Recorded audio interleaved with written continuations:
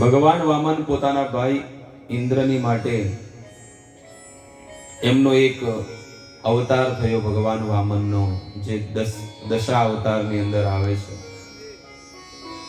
દેવતાઓ બધા સ્વર્ગથી પડી ગયા હતા અને દેવતાઓની જે માતા અદિતિ છે ને, પોતાના પતિ કશ્યપ મુનિ પાસે જાય છે. એટલે કશ્યપ ઋષિ મુનિ કહે છે કે તમે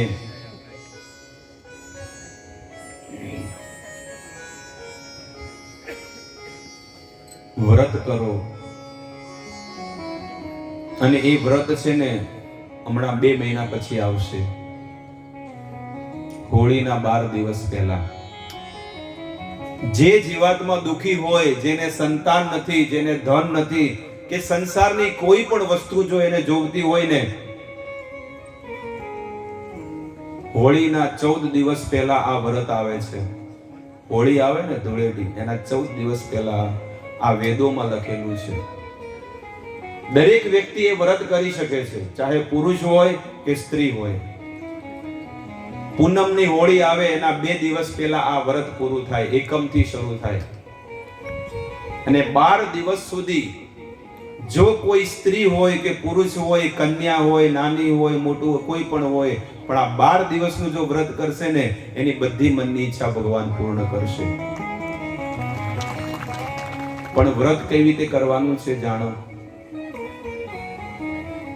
પહેલા જ દિવસે જે સુવર કહેવાય, ભૂંડ,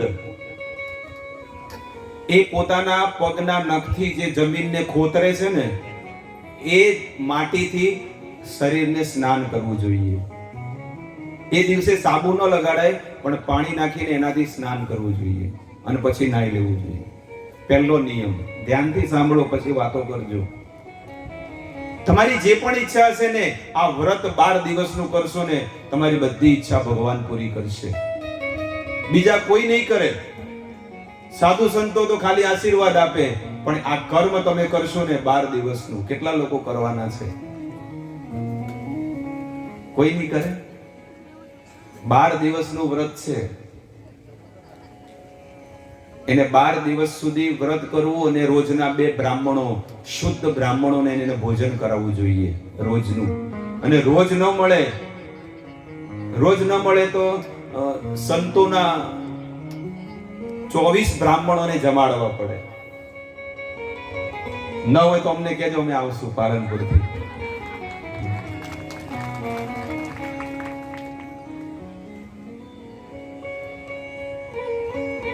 પહેલા દિવસે એ જે ભૂંડ છે, એના જે માટી ખોતરેલી છે, એનાથી એને માલિશ કરવી જોઈએ અને સ્નાન કરવું જોઈએ. આ પહેલો નિયમ.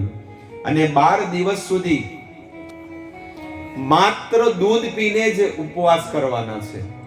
માત્ર દૂધ પીને. કારણ કે ભગવાન આ અદિતિના ગર્ભે એટલા માટે જ પ્રગટ થયા હતા. શું? કે એમણે આ વ્રત કર્યું હતું. 12 દિવસ સુધી દૂધ પીને ઉપવાસ કર્યો, એટલે એ વ્રતનું નામ પડ્યું પયો વ્રત. પયો એટલે કે દૂધ. અને દૂધ પીને જે વ્રત કરે, સ્ત્રી હોય, પુરુષ હોય, નાનું હોય, મોટું હોય, કોઈ પણ વ્યક્તિ હોય, અને જો આ વ્રત કરશે ને, એને જે સંકલ્પ કર્યો છે ને, એ બધો એનો પૂર્ણ કરશે ભગવાન. અને 12 દિવસ સુધી આ વ્રત કરે, અને 12મા દિવસે 24 બ્રાહ્મણોને જો જમાડે અને એને દક્ષિણા અને દાન જો આપે, તો એ વ્રતના પ્રતાપે એની મનની બધી ઈચ્છા ભગવાન શ્રી કૃષ્ણ પૂરી કરે છે.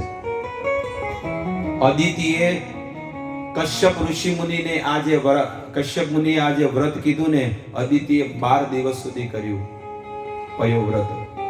અને એના ઉદાહરણ મારી પાસે છે, દાખલા, કે જેણે એ પયો વ્રત કર્યા છે ને, એ ભગવાને એની બધી ઈચ્છા પૂર્ણ કરી. જેને 20 વર્ષથી સંતાનો નતા, બાળકો નતા થતા, પણ એને આ વ્રત કર્યું ને, 1 વર્ષ 2 વર્ષ, આજે એના ઘરે દીકરાનો જન્મ થયો છે. કોઈ ચમત્કાર નથી. પેલા નથી કહેતા કે ભભૂતિ નાખો ને આ કરો ને ઓલું કરો, પણ આવી કોઈ ચમત્કાર નથી કર્યા. બસ આ વ્રત કર્યું અને એના ઘરે આજે દીકરાનો જન્મ છે, કાનાનો જન્મ થયો છે. આ વ્રતનો પ્રતાપ છે. તો દરેક જણને નિવેદન કે આ વ્રત કરવું જોઈએ. સંસારની કોઈ વસ્તુ માટે મત કરો, પણ ભગવાનની ભક્તિ માટે કરો કે મારે ભગવાન જોવે છે, એટલે વ્રત કરવું જોઈએ. અદિતિએ 12 દિવસ સુધી આ વ્રત કર્યું, 24 બ્રાહ્મણોને જમાડ્યા અને તૃપ્ત થઈ ગયા. સાક્ષાત ભગવાન વામન એના ગર્ભેથી પ્રગટ થઈ ગયા. અને ભગવાન વામન કહે છે કે હું તમારા દીકરા માટે પ્રગટ થયો છું, ઇન્દ્ર દેવતા માટે.